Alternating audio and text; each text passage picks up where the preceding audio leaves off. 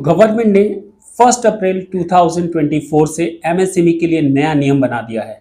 45 दिन के अंदर पेमेंट नहीं तो बड़ा पेनल्टी। हम आइए समझते हैं कि एमएसएमई है क्या।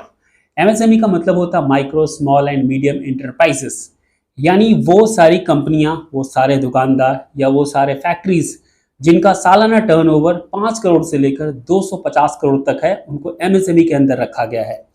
इस बार सरकार ने एमएसएमई के लिए एक नया नियम बनाया है और इस नियम के तहत अगर एमएसएमई के अंदर कोई भी बकाया राशि, अगर एमएसएमई के द्वारा किसी से कोई सामान खरीदा गया है या फिर कोई सर्विसेज ली गई हैं, तो उसका भुगतान उन्हें 45 दिनों के अंदर करना ही पड़ेगा।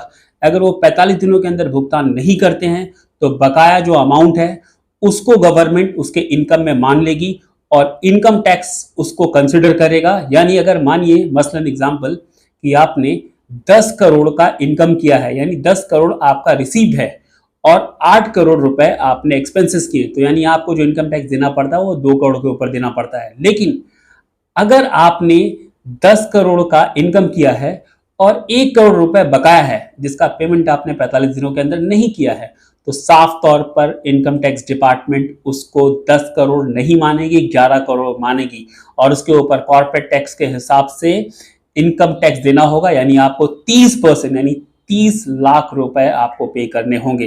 तो अगर बचना है तो आप इस नियम को फॉलो कीजिए। धन्यवाद।